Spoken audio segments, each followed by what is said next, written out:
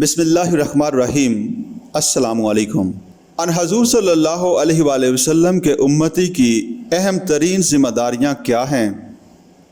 تو سامعین اکرام، نبی اکرم صلی اللہ علیہ وآلہ وسلم کے فرض منصبی کے ادراک سے نصرت رسول صلی اللہ علیہ وآلہ وسلم کا مفہوم خود بخود واضح ہو جاتا ہے، اور یہ حقیقت سامنے آتی ہے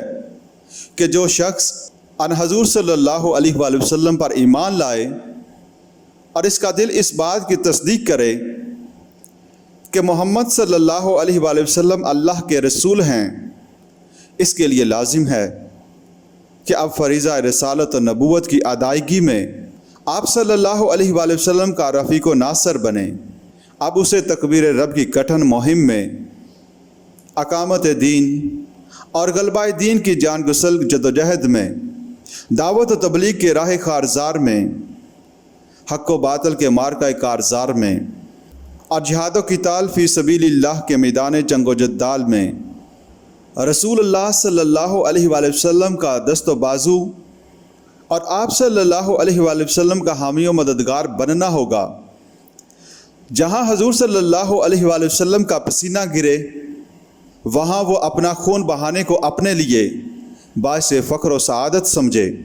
اسے حضور صلی اللہ علیہ وآلہ وسلم کے مشن کی تکمیل کے لیے سر دھڑ کی بازی لگانے اور اس بازی میں نقد جان کی نظر گزارنے میں فوز و فلاح اور کامیابی و کامرانی کا یقین ہو، اس کا جینا اور مرنا حضور صلی اللہ علیہ وآلہ وسلم کی دعوت کی تبلیغ و اشاعت کے لیے ہو، اس کا مال و منال، اس کی صلاحیتیں اور اس کی توانائیاں اس دین حق کے غلبے کے لیے وقف ہوں، جو خالق کائنات اور رب العالمین کی طرف سے نبی اکرم صلی اللہ علیہ وآلہ وسلم کو دے کر مبعوث فرمایا گیا۔ اگر حضور صلی اللہ علیہ وآلہ وسلم پر ایمان لانے والوں کا نصب العین اور مقصد حیات ان صلاتی و نسکی و محیای و مماتی للہ رب العالمین نہ ہو تو ان کا ایمان باللہ اور ایمان بالرسالت کا دعویٰ غیر معتبر ہے اور مغالطے اور فریب النفس پر مبنی ہے۔ سامعین، نبی صلی اللہ علیہ وآلہ وسلم سے ہمارے تعلق کی تیسری بنیاد نصرت رسول صلی اللہ علیہ وآلہ وسلم ہے۔ لفظ نصرت سے کسی کو یہ خیال آ سکتا ہے کہ اللہ کے نبی اور رسول علیہ الصلاۃ والسلام کو کسی انسان کی مدد کی کیا حاجت؟ نبی صلی اللہ علیہ وآلہ وسلم کا مقام و مرتبہ تو یہ ہے کہ اللہ خود ان کا مولا اور ناصر ہوتا ہے، پھر اللہ کے فرشتے نبی صلی اللہ علیہ وآلہ وسلم کے پشت پناہ ہوتے ہیں، اور نبی کو روح القدس کی تائید حاصل ہوتی ہے۔ لہٰذا نبی کو اہل ایمان کی مدد و حمایت کی کیا ضرورت؟ پس اس نکتہ کو اچھی طرح سمجھ لینا چاہیے کہ اس عالم اسباب میں دین حق کے غلبے کی جدوجہد انسانوں ہی کو کرنی ہے، جن کو زمین میں اللہ کے خلیفہ قرار دیا گیا ہے۔ اللہ تعالیٰ انسانوں کی ہدایت و رہنمائی کے لیے انبیاء اور رسل کو دین حق کے ساتھ مبعوث فرماتا ہے۔ قبول حق کی استعداد و فطرت انسانی میں پہلے سے ودیت شدہ ہوتی ہے، پھر آفاق النفس میں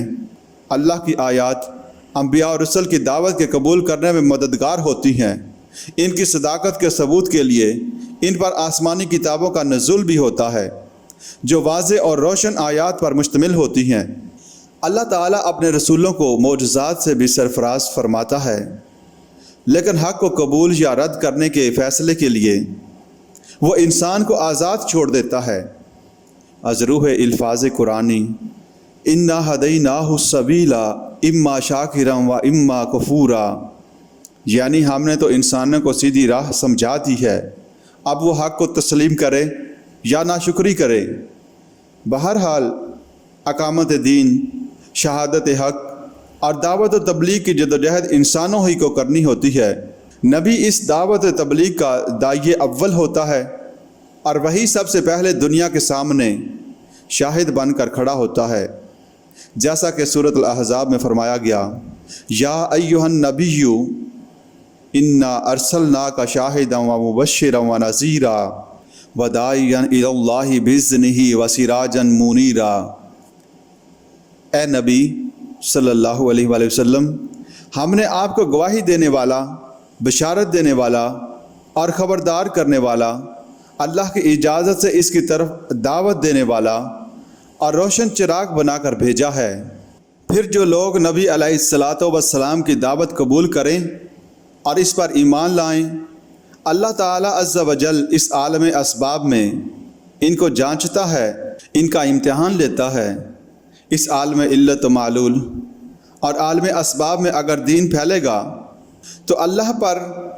رسول صلی اللہ علیہ وآلہ وسلم پر اور آخرت پر یقین رکھنے والے مومنین صادقین کی جان فشانیوں اور سرفروشیوں، ان کے ایثار و قربانی اور ان کی جدوجہد سے پھیلے گا۔ دنیا میں تشریحی طور پر اللہ کی کبریائی اگر فی الواقع قائم ہوگی تو انہی کی کشاکش، محنت اور جہاد و قتال سے قائم ہوگی۔ وہ خاک و خون میں لوٹیں گے اور راہ حق میں نقد جان کا نذرانہ گزاریں گے، تو اللہ کی تائید و نصرت سے اللہ کا دین غالب ہوگا۔ یہی سنت اللہ ہے، اور اللہ کو ایسے ہی جوان مردوں سے محبت ہے، جیسا کہ فرمایا ان اللہ یحب الذین یقاتلون فی سبیلہ صفا کأنہم بنیان مرصوص۔ یقیناً اللہ ان کو محبوب رکھتا ہے جو اس کی راہ میں اس طرح صفے باندھ کر جنگ کرتے ہیں گویا کہ وہ سیسا پلائی ہوئی دیوار ہوں۔ اسی جدوجہد اور کشمکش میں مومنین و صادقین کی آزمائش ہے۔ اسی سے معلوم ہوگا کہ کون واقعتاً ایمان رکھتا ہے اور کون ایمان کا جھوٹا دعوے دار ہے۔ اس جہاد و قتال کے ذریعے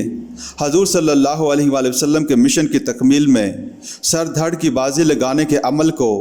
اللہ تعالیٰ نصرت رسول صلی اللہ علیہ وآلہ وسلم سے تعبیر کرتا ہے، اور یہ نصرت رسول صلی اللہ علیہ وآلہ وسلم ہی کی وہ کسوٹی ہے جس پر عالم رنگ و بو میں سچے اور کھوٹے پرکھے جاتے ہیں،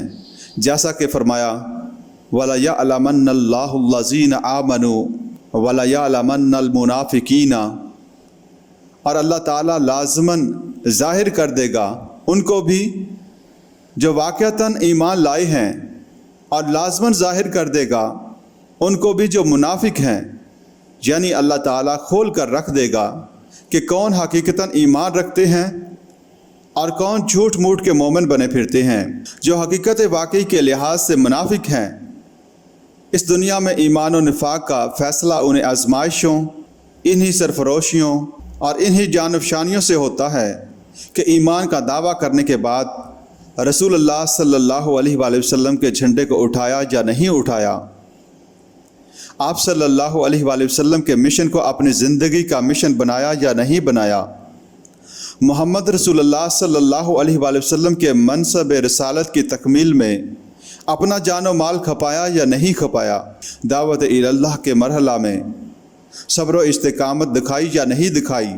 اگر یہ نہیں تو پھر کچھ بھی نہیں، پھر تو رسول اللہ صلی اللہ علیہ وآلہ وسلم پر ایمان کا دعویٰ ناقابل قبول ٹھہرے گا۔